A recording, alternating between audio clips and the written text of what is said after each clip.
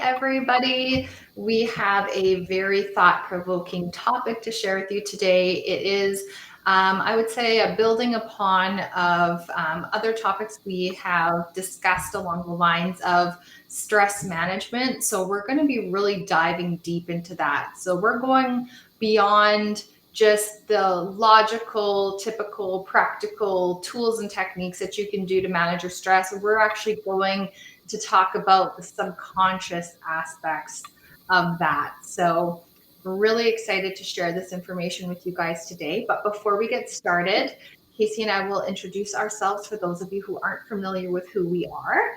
My name is Jessica Melnick. I am a registered holistic nutritionist, the founder of the Anti-Arthritis Method, the host of the Happy Joints Arthritis Solutions Group, and I help both women and men with various forms of arthritis get back to living life the way that they choose to, not the way that they have to. And I'll pass it on to you, Casey. Yeah, I am Casey Kephart. I'm the founder of the Feel Good Formula. I am a functional medicine nutritionist, and I work with women with all different types of autoimmune diseases to get you back to the activities you love to do, trust those symptoms, get your life back, basically. And I reside in St. Petersburg, Florida, where the sun always shines. Amazing. So, like I said, today we're going to really delve deep into the reasons why we may not be looking after ourselves. So, we all know that it's really important to take care of ourselves. So, we hear this stuff all the time. We need to manage our stress because it's good for our physical health. And if you have arthritis or an autoimmune condition, you've probably been told this several times, like how important it is to manage your stress. But what does that actually mean? So beyond looking at just the basics and different things that we can do and strategies that we can use to manage our stress, I think most of us pretty familiar with those things. You know, we have lots of different ideas of what we can do, but what happens is a lot of us aren't doing those things. And we're going to really look at why are we not doing these things when we know it's really important for our physical and our mental health.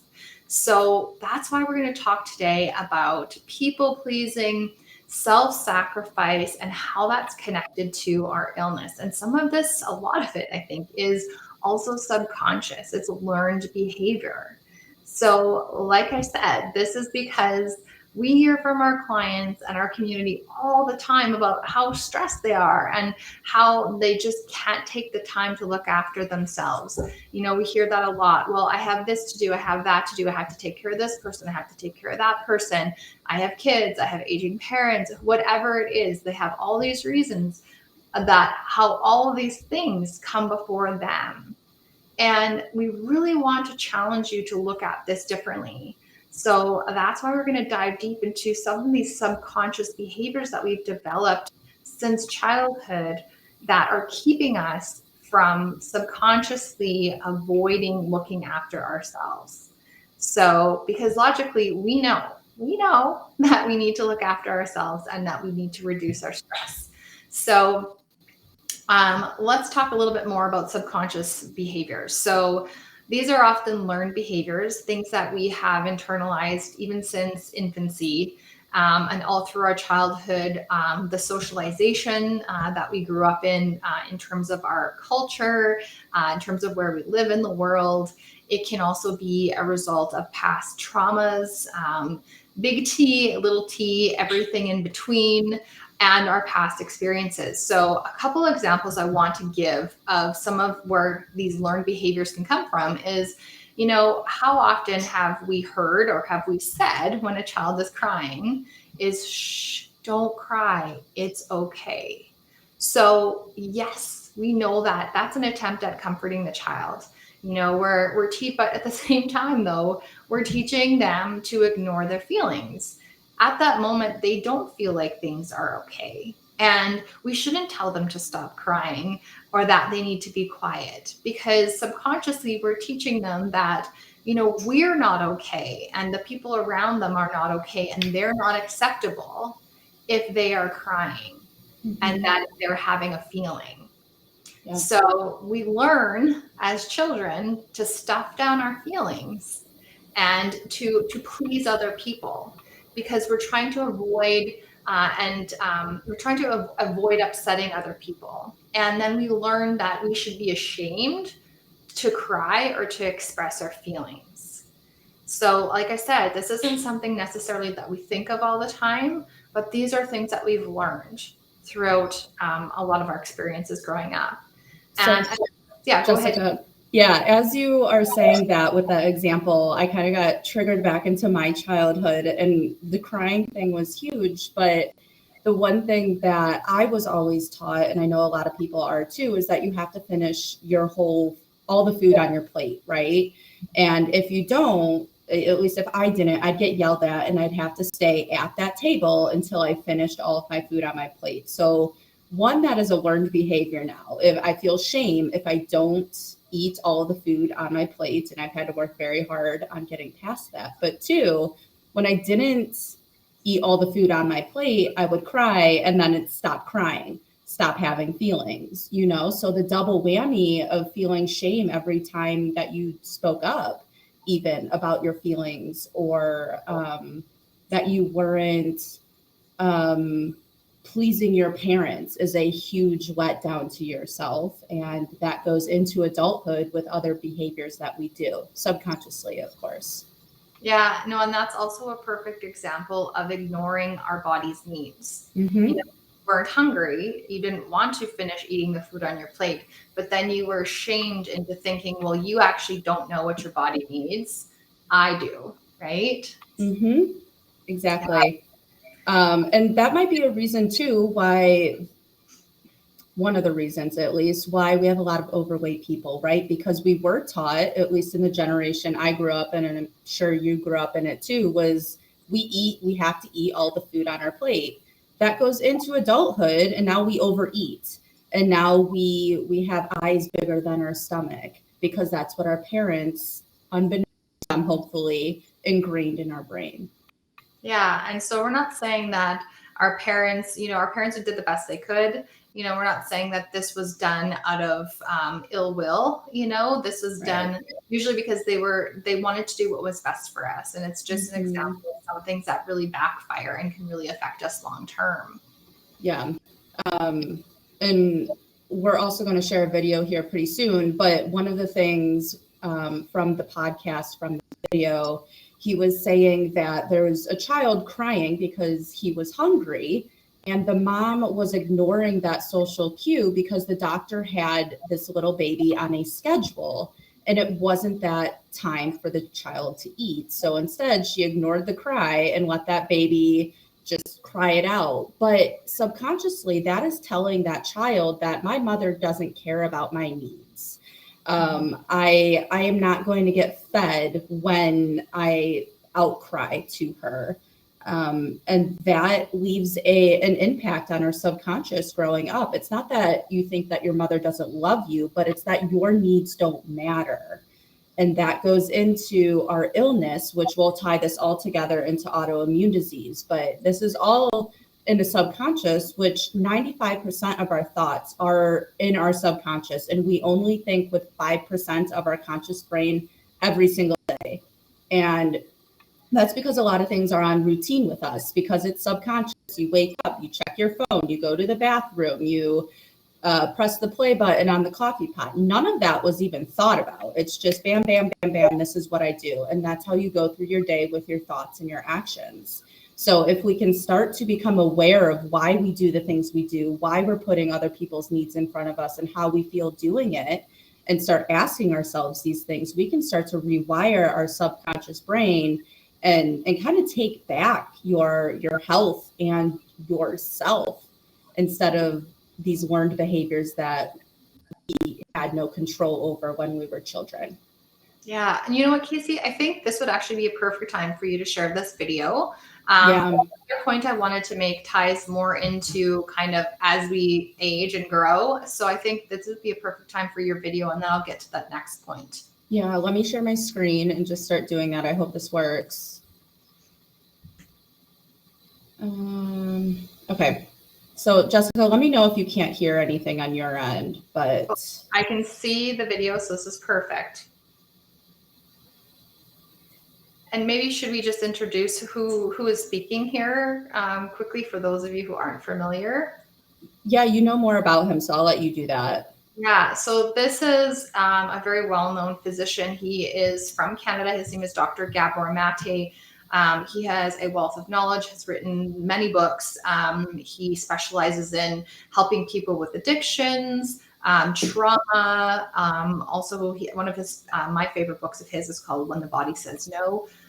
So he's talking a lot about the link between basically our lifestyle and our illness. So if you have not heard of Dr. Gabor Mate, Google him.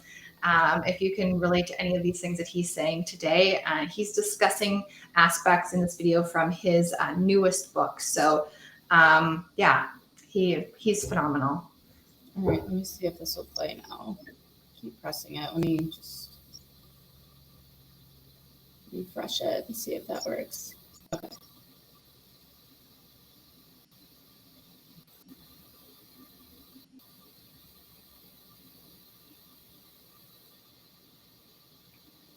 So it's not, I can't hear any sound coming from it. I can see it. Okay.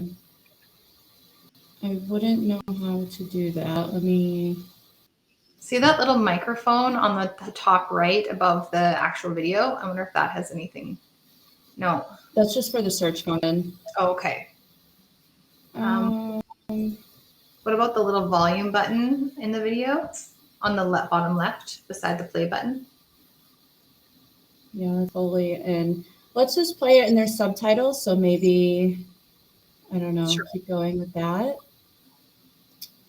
We can also put the link in here for you too. Yes. Watch it. Perfect.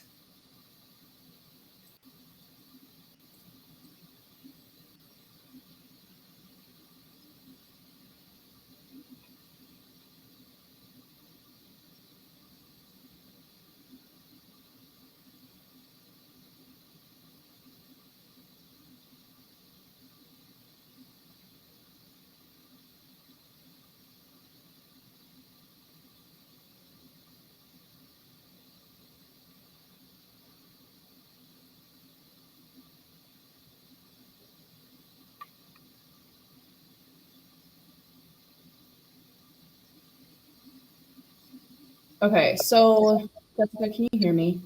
Yes, I can hear you. Absolutely. Okay, so let's go back to what he said here and the research on the literature on who gets rheumatoid arthritis, which is an autoimmune disease. It's people who are conscientious. They have what's called hypoautonomous self-sufficiency. In other words, they don't They don't ask for help, and they look after their emotional needs of others rather than caring for their own, and they tend to suppress their healthy anger. And they really try to fit in and not make waves. And these people, that's an adaptation. And this is how they adapted to childhood. They grew up in families where they were not accepted, seen for who they might have been seen for. He has an accent, so these subtitles are a little wonky, but they might have been traumatized. The adaptation was to make themselves suppress their authentic emotions and to try to fit in with other people's expectations and to meet other people's needs. But the adaptation puts tremendous stress on the person. That stress causes the illness. So let me stop sharing my screen so you can see us. There we go. Okay, so that was a little wonky. Basically, what he was saying is that we suppress our emotions because of learned behaviors. And when we suppress it subconsciously, it's causing the immune system to go down. It's causing stress to go up in our bodies, which cortisol levels increase, which is inflammatory for the body when cortisol levels are out of balance. It's anti-inflammatory when cortisol levels are in balance. So I'm I know that it's a little woo-woo, and we talked about this before, but it's woo-woo to say that our thoughts and our emotions can cause chronic illness, but it 100% can, and there's so many research studies. And if you think about it in just layman's terms, when we are stressed inside, whether that's trauma, whether that is um, emotionally, physically, mentally, whatever, we're like really a tightly wound ball. And like, this is our veins inside. And think of like a ball that has a lot of rubber bands on it, right? And it's tight and you can barely pull the rubber band. That's our internals when we're super stressed. What do you think that's going to do on the immune system, on our blood flow, on our gut to brain axis, on poking holes in the gut lining? It all comes together and it all works together. So these learned behaviors that Dr. Mate was talking about is something that we need to become aware of, and something that we can rewire so we can start putting ourselves first, so we can start healing, so we can start to bring down those cortisol levels, and we can start to enjoy our life to the fullest. I'll stop there. Jessica, do you have anything to add to that? Yeah, no, absolutely. And like you said, it sounds a little bit woo, but this is an actual medical physician speaking about actual real medical research. So have a look into him a little bit more if you're interested, if any of this intrigues you. Like I said, he's written several books that I think are phenomenal. And I've actually had the opportunity to hear him speak live, oh gosh, probably 15 years ago, before he wasn't as well known as he is now. So he has a wealth of knowledge that I think is very, very helpful for people in society in general. And we're going to continue with this theme of, not looking after ourselves, and from like learning behaviors, trying to fit in, trying to please as we grow, and as we just learn to be part of our families, part of society, and fitting in our lives. So let's look at how many of us are socialized. And I'm also going to talk about women in general. Like I said, this is generalizations. It doesn't mean that men have not been affected by this too, but typically girls and women are raised to be nice girls, good girls. We're raised to be caretakers of other people. We're raised to put other people first, to care about how other people feel above and beyond how we feel about ourselves. We're taught to self-sacrifice and do things that we don't want to do in order to make other people happy. So maybe that looks like volunteering for something that you really don't want to, because you're trying to please somebody else. Doing stuff like this when you're already maxed out, like, oh, maybe your kid's teacher asked you to be part of some type of committee for an event that's happening at the school, and you're already stressed beyond your max. You already have a million things on your plate. You really don't want to, but you do it anyways because you're trying to be helpful, and you're worried about what they're going to think if you say no. What does that say about you as a person? All these different thoughts that may be going through your head. Maybe it's always putting your husband's needs first, your kids' needs first. And like, don't get me wrong, of course, there's the kids have, depending on their age, have a certain level of dependency, which is expected and normal and natural. But if we never ever adjust as they get older, and we're continuously always putting them first at the expense of ourselves, that becomes a problem. If we are never ever setting aside time for things that we enjoy, whether it's socializing with friends, whether it's relaxation in a way that we want, getting enough sleep, having a hobby, just anything that brings us joy. And if we're always putting everybody else first, that can lead to illness. And it's also going to make you really unhappy, and oftentimes lead to resentment. And So burnout. But I want to add one thing. Sorry.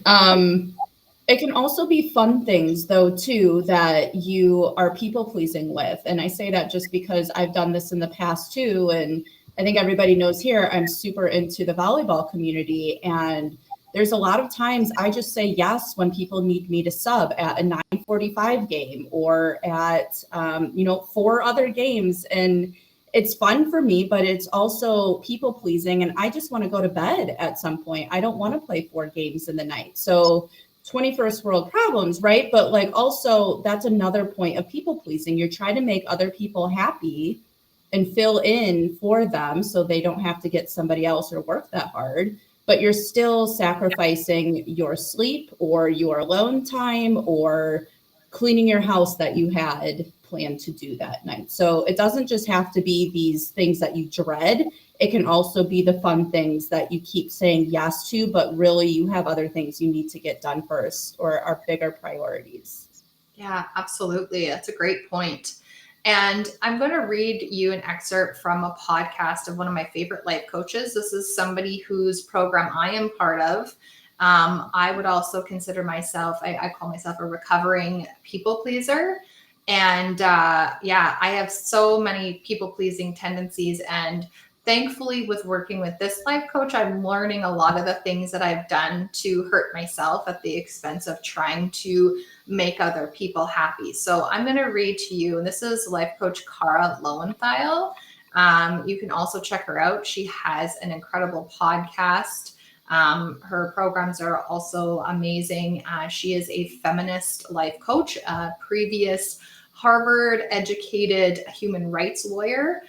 So this woman is a powerhouse, and she has such an amazing perspective on people pleasing. So this is what she says. People pleasing is lying. I don't even like calling it people pleasing anymore because I think that term kind of perpetuates this delusion that number one, we can actually please other people, and number two, that this behavior has anything to do with other people, which it really doesn't. Calling ourselves people pleasers makes it sound like we just really care about other people being happy. It almost validates that this makes us kind of a good or nice person. And it sounds so lovely, but it's such a destructive habit. So I don't even want to call it that anymore. I don't want to call it people pleasing because I think it just becomes this sort of identity. And it almost sounds like it makes us just a really sensitive, kind person. So instead, I want to call it people deceiving because people pleasing is your attempt to trick people, to deceive them into liking you by smothering your authentic self and performing as whatever person your brain projects that they want you to be. So it's not people pleasing for 2 reasons. Number one, you don't control other people's thoughts or feelings, even if they think you do, or even if you think you do. I'm going to go into this in more depth in this episode. But even if you think that you do, you don't. They're just literally wrong. Their thoughts create their feelings. And just because they don't know that their thoughts create their feelings doesn't mean that you are creating their feelings or have any impact on their feelings. Number two, it's not actually about pleasing them at all. It's about you trying to allay your own anxiety by trying to manipulate them rather than manage your own mind. And I know we think manipulate is a bad word, but that's what you're doing. You're trying to act in a certain way to get them to think or feel a certain way. And usually when we do this, we are lying. We're being someone we aren't really, or we're doing something we don't want to do, and that's lying. So let's break down each element of that in more depth. So, number one, you don't control other people's feelings. Our thoughts cause our feelings. Other people's thoughts can cause their feelings. A lot of the time when we are people pleasing, the other person hasn't even said anything to us about what they want. We are literally making the whole thing up in our brains, projecting our own thoughts of inadequacy and anxiety onto them, and then responding to that projection. We're playing both roles in the drama, and they have no idea that any of that is going on. But occasionally, someone will tell you that you are doing or not doing or saying or not saying something would change their feelings. So here's the distinction that is so important to me. Someone else can think that you cause their feelings, but they are wrong.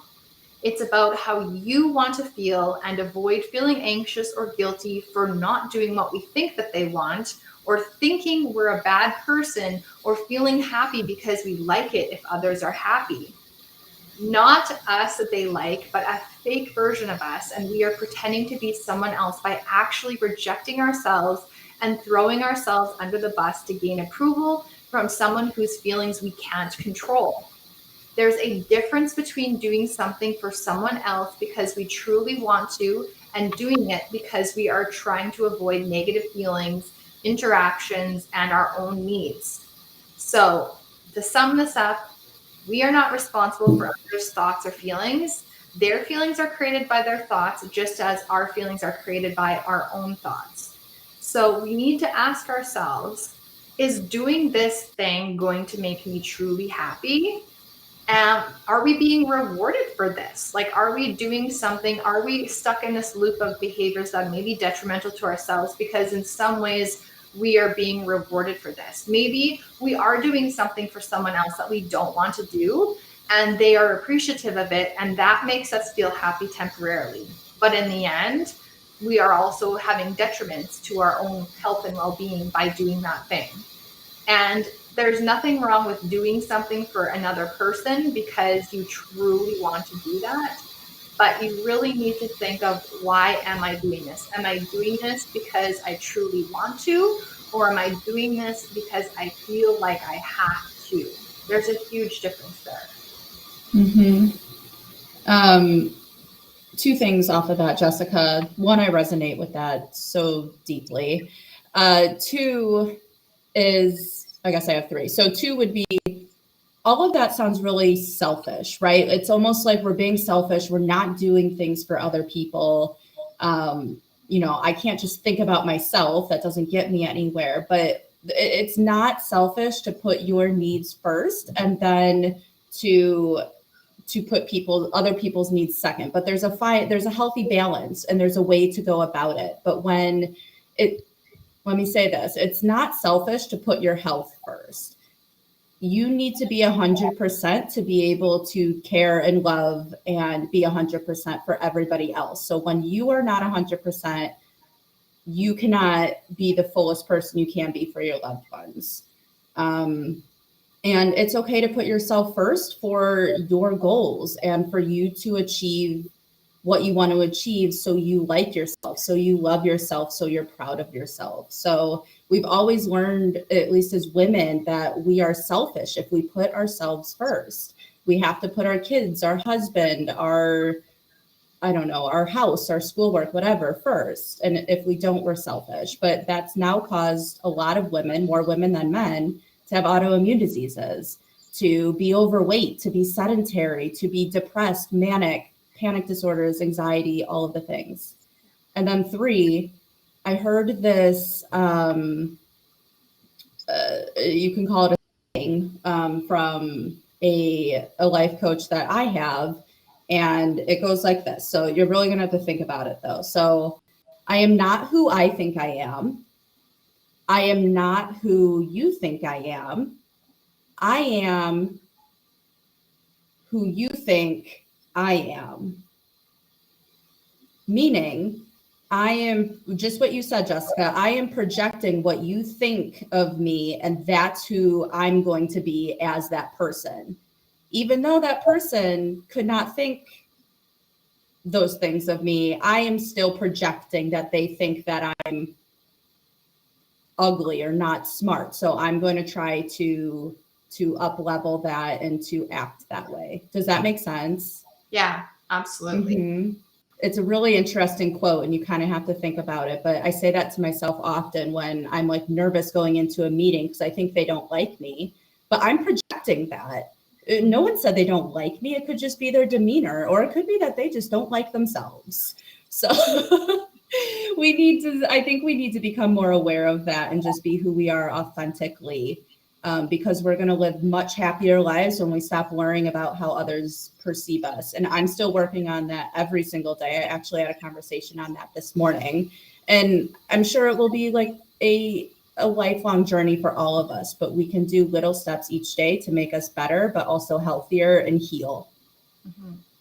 Absolutely. I think, and I wanted to talk about this because it's so, so important for members of our communities, people that are in our communities, people like us who have arthritis or autoimmune conditions, because I really want you to rethink self-care. Like, we're not talking about going, for a day at the spa and that's what self-care looks like. It's not necessarily what looks like this glamorous idea that you see on like a television commercial or whatever. Self-care is looking after yourself in the way that is meaningful to you and is something that you need.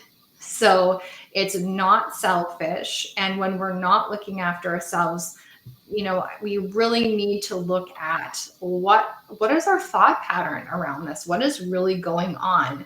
Why do we continue to not take care of ourselves, even though logically, consciously, we know that we need to? So I hope that this gave you guys some food for thought and challenged your ways of thinking around this topic, because it's such an important one, because you are so important. Your health is so, so important. And it is just as important as everybody else in your life and all the people that you love and care about and value. So, what we wanted to kind of challenge you to do this week is explore why you may not be looking after your own happiness and your own health. And also to look at what are the feelings that are coming up for you when you think of saying no to someone or something, or setting a boundary with somebody. Mhm. That's, I think, a lot of us avoid these conversations or saying no because in the moment it might be easier to avoid a conflict that we're worried is going to happen. Yeah. But sometimes those conflicts are absolutely necessary in order to look after yourself. So anything else that you wanted to add, Casey, before we wrap up today? Yeah, and I know we're at time, so I'll just make it short. And the reason we're challenging you for this is to get into that subconscious mind. Once you start questioning yourself and becoming aware of your thoughts, feelings, and actions, you can start to rewire that subconscious brain. So leaving today and thinking about how you feel after you say no to somebody is digging into that subconscious. So you're already putting in the work, just doing that tiny little thing. Absolutely. So thanks for listening, everyone. Let us know if you have any questions about what we talked about today. I know it's a bit of a heavy one, but we would appreciate your feedback and love to hear your thoughts. And we are going to be back on Thursday. We're going to share some of our favorite healthy recipes with you that are simple and delicious, and ones that we often recommend to our clients. So hope you guys tune in then and have a wonderful rest of your day. Bye, everybody. Thank you. Bye.